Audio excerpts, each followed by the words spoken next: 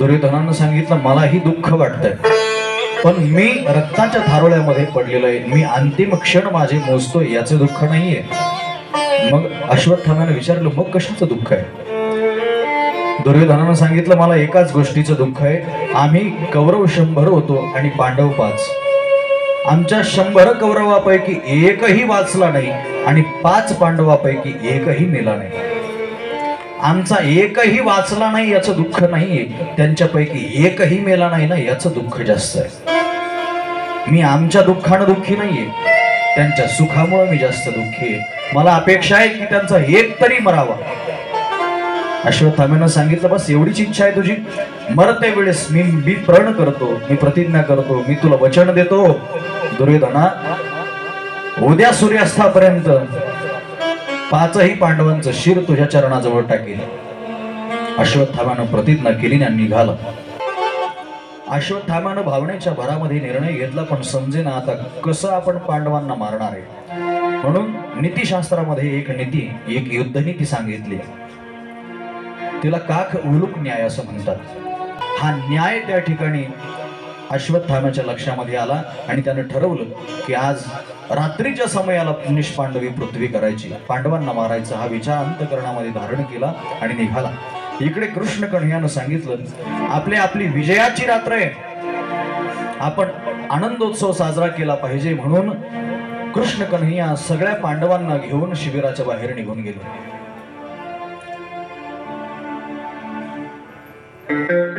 एक वचन असं वाचनात आलंय, ते म्हणतात जाको राखे साईया मार सके ना कोई.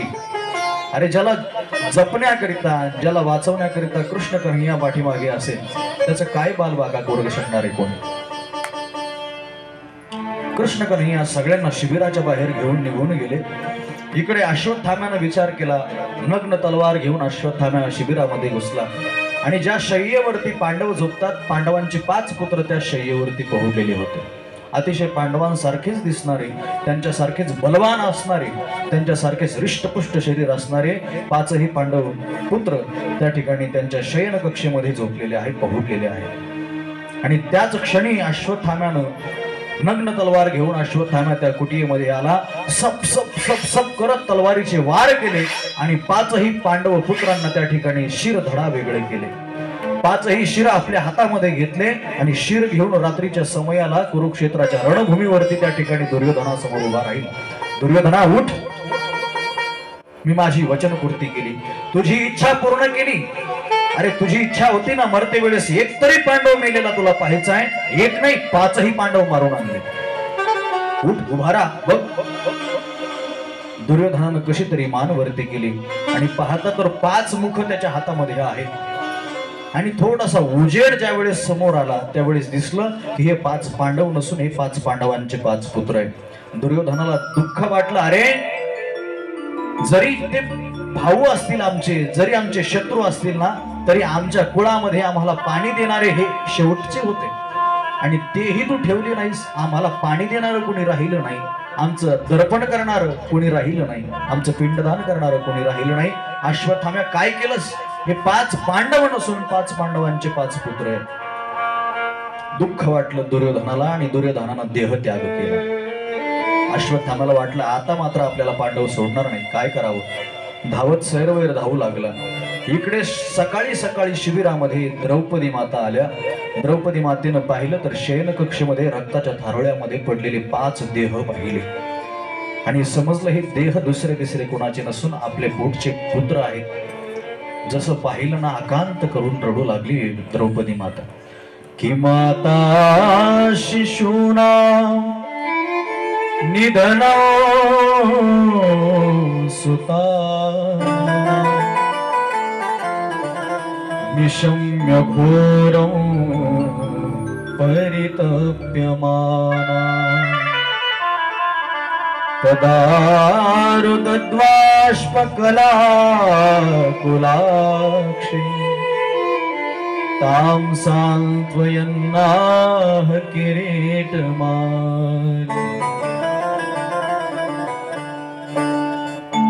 आईचं एकुलतं एक बालक जरी आपल्या दृष्टी आड झालं तरी आईला ते दुःख असहनशील होतं.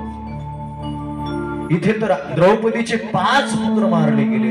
धाय मोगलून रडू लागली द्रौपदी माता, छाती बळवून घेऊ लागली की कुणी हे क्रूर कर्म केलं असेल. अरे कोणाला दया आली नसेल, माझे 5 पुत्र मारले. धाय मोगलून रडू लागली. अर्जुन त्या ठिकाणी आले. अर्जुनानं सांगितलं, द्रौपदी ज्याने कोणी हे क्रूर कर्म केलंय ना, त्याला तुझ्या समोर आणून तू सांगशील ती शिक्षा त्याला करणार आहे. अर्जुनानं प्रण केला, भीमाने सुद्धा प्रण केला आणि निघाले. अर्जुनाला समजलं हे क्रूर कृत्य दुसरं कोणी केलं नाही, अश्वत्थाम्यानं केलंय. रथ निघाला. अश्वत्थाम्याला केसाला धरून फरफटत घेऊन निघाले. कन्हैयानं सांगितलं, अरे आत तायाला कुठे घेऊन चाललास? इथेच मार त्याला. अर्जुनानं सांगितलं, नाही कन्हैया, इथे नाही मारणार, द्रौपदी समोर नेऊन मारणार याला. म्हणून परपटत सभेमध्ये आणलं. द्रौपदी समोर टाकलं. द्रौपदी धाय मोकलून रडते. दोन्ही नेत्रामधून अश्रूंच्या धारा वाहत आहेत आणि द्रौपदीची मान खाली झुकलेली आहे. समोर आणून टाकलं अश्वत्थाम्याला आणि अर्जुनानं ललकारी दिली, द्रौपदी हाच तो निष्ठुर आहे, हाच तो क्रूर कर्म आहे, सांग याला काय शिक्षा करायची. द्रौपदी तू बोल, जी शिक्षा तू सांगशील ना ती शिक्षा करणार याला. द्रौपदीनं मान उंचावून पाहिली आणि पाहते तर काय, उवाचचा सहन्तस्य बंधनानयनं सती मुच्यतामेष ब्राह्मणो नितरां गुरु. हा ब्रह्मबंधू आहे, तुमचा गुरुबंधू आहे, सोडून द्यायला. मुच्यता सोडा याला. अर्जुनानं सांगितलं, सोडा. द्रौपदी काय बोलतीयस तू, याला सोडून द्या म्हणतेस. द्रौपदीनं समजावण्याचा प्रयत्न केला. महाराज, मी द्रौपदी पांचाळी, मला समजावण्याकरिता, माझी समजूत घालण्याकरिता, मला रडण्याकरिता म्हणून खांदे मला 5 आहेत. 5 पती आहेत मला, त्यांच्या खांद्यावरती डोकं टेकून मी रडू शकते माझे पुत्र मेल्यामुळे. पण ऐका ना, जर आज ह्या अश्वत्थाम्याला तुम्ही मारलत ना, तर याची आई गौतमी, तिला एकुलता एक पुत्र आहे हा अश्वत्थाम्या. द्रोणाचार्य तर तुम्ही युद्धामध्ये मारले. आज तिचा एकुलता एक आधार जरी तुम्ही तिच्याकडून हिरावून घेतला ना, तर मला सांगा त्या आईनं कुणाच्या खांद्यावरती डोकं ठेवून रडायचं? अरे एका आईची व्यथा एक आई जाणू शकते. माझे 5 पुत्र गेले, तिचा एकच पुत्र आहे आणि तो जर बाजूला झाला, तिच्यापासून काळा आड गेला, तर त्या आईनं कुणाकडे बघून जगायचं? सोडा याला, मुक्त करा. अर्जुनानं सांगितलं, द्रौपदी तू म्हणतेस ते ठीक आहे, परंतु मी वचनबद्ध आहे आणि क्षत्रिय हा वचन मोडू शकत नाही, मी सोडणार नाही. भीमाने सांगितलं, मीही सोडणार नाही, याला मारल्याशिवाय राहणार नाही. कन्हैया शेजारी उभे होते. कन्हैयाला विचारलं, कन्हैया काय करू? कन्हैयानं सांगितलं, मला विचारतोयस म्हणे. हो कन्हैया, तुम्हाला विचारतो, काय करू? कन्हैयानं सांगितलं, ब्रह्मबंधुर्न हंतव्य आतताई वधारहण. ब्राह्मण कसाही असला, कितीही नीच क्रूर कर्म केलेलं असलं ना, त्याला मारू नये. आणि दुसरी गोष्ट ऐक अर्जुना, आतताई वधारहण. आतताई कुणीही असला तरी त्याला सोडू नये. आतताई म्हणजे अबोध बालकाची हत्या करणारा, ब्राह्मणाची हत्या करणारा, स्त्रियांची हत्या करणारा, गर्भपात करवणारा हा आतताई ठरवला जातो. आणि हा आतताई कुणीही असला तरी त्याला सोडायचं नाही.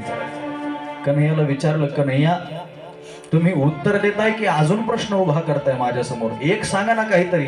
ब्राह्मण म्हणून मारू नका म्हणता आणि आतताई म्हणून मारा म्हणता, नेमकी मारायचं की मारायचं नाही?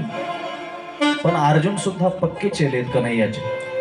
अर्जुनाला माहिती होतं की संभावितश्च कीर्तिर् मरणादतिरिष्यत.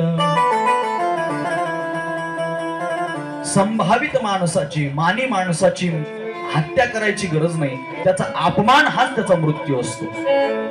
एखाद्या माणसाला तुम्हाला जर शस्त्राने अस्त्राने मारता येत नसेल आणि तुम्हाला जर वाटत असेल त्याचा वध करायचा, तर भर सभेमध्ये त्याचा अपमान करा, त्याला मृत्यूपेक्षा जास्त वेदना प्राप्त होतात. अर्जुनाची ही गोष्ट लक्षात आली आणि अर्जुनानं अश्वत्थाम्याच्या शिरावरती असणारा जो मणी होता तो मणी काढून घेतला आणि अपमानित करून सभेमधून हाकलून दिला अश्वत्थाम्याला.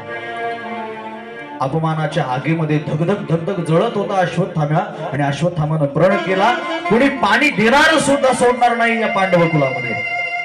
पण आता राहिलंय कोण? अश्वत्थामानं विचार केला, एक आहे ना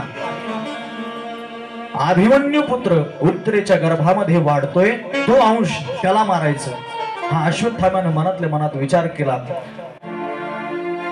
इकडे कृष्ण कन्हैया अनेक दिवस हस्तिनापुरामध्ये राहून सगळ्यांना अभय देऊन निघालेच होते. तेवढ्यात एक आवाज स्पष्टतेनं कृष्ण कन्हैयाच्या कानावरती आला की पाहि पाहि महायोगिन देव देव जगत्पते नान्यं त्वदभयं पश्ये यत्र मृत्यु परस्परम. पाहि मां पाहि मां पाहि मां. कन्हैयानं पाहिलं कुणीतरी विधवा स्त्री दिसतीये, आपल्या दिशेनं धावत येते आणि जवळ आल्यानंतर प्रतिमा पुसटशी संपली आणि स्पष्ट दिसू लागली, अरे ही तर उत्तरा आहे, अभिमन्यूची पत्नी आहे, हिला कशापासून धोका झाला. उत्तरा धावतच आली, कृष्ण कन्हैयाचे पाय पकडले. कन्हैया पाहि मां पाहि मां पाहि मां, वाचवा मला कन्हैया. काय झालं उत्तरा, कुणापासून वाचवायचंय.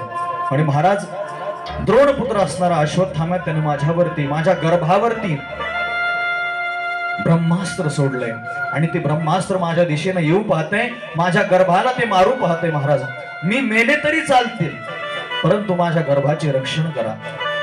मामे गर्भ निपात्यताम, माझ्या गर्भाची रक्षा करा. महाराज, मला माझ्या जीवनाची अजिबात लालसा नाहीये, मी मेले तरी चालेल, परंतु माझ्या गर्भाचं संरक्षण झालं पाहिजे.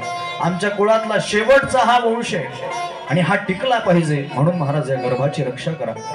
कन्हैयानं सांगितलं, चिंता करू नकोस उत्तरे. म्हणून कृष्ण कन्हैयानं अंगुष्ठा एवढं रूप धारण केलं, उत्तरेच्या गर्भामध्ये प्रविष्ट झाले आणि त्या ठिकाणी ब्रह्मास्त्राचा निवारण कृष्ण कन्हैयानं केलं. कृष्ण कन्हैयानं आपलं चक्र सोडलं आणि चक्र संपूर्ण गर्भाभोवती फिरता फिरता त्या ठिकाणी संपूर्ण गर्भाचं रक्षण कृष्ण कन्हैयानं केलं. सुतजी महाराज म्हणतात, शौनकाजी आश्चर्य आहे. शौनकजींनी विचारलं, हो महाराज, अतिशय आश्चर्य आहे की कृष्ण कन्हैया प्रत्येक संकटामध्ये पांडवांच्या पाठीमागे उभा राहिला. सुतजी महाराजांनी सांगितलं, हे आश्चर्य नाहीये, आश्चर्य पुढे ऐका. आश्चर्य या जगतामध्ये, या भारत भूमीवरती एकमेव अशी माता आली, एकमेव माता अशी जन्माला आली की जिने, अशा अनेक माता आहेत की ज्यांनी भक्ताला आणि ज्यांनी भगवंताला आपल्या गर्भामध्ये स्थापित केलं, अशा अनेक माता आहेत, पण एकमेव माता या भारत भूमीवरती अशी जन्माला आली उत्तरा की तिने समवेतच भक्ताला आणि भगवंताला आपल्या गर्भामध्ये धारण केलं. म्हणून उत्तर मातेच्या जीवनाला, कुशीला धन्यता देतात सुतजी महाराज की जिच्या गर्भामध्ये साक्षात भगवान परमात्माही आहे आणि भागवत असणारा परीक्षितही तिच्या गर्भामध्ये आहे. असे दोनही भक्त आणि भगवंताला धारण करणारी एकमेव माता म्हणजे उत्तरा आहे या भारत भूमीवरती.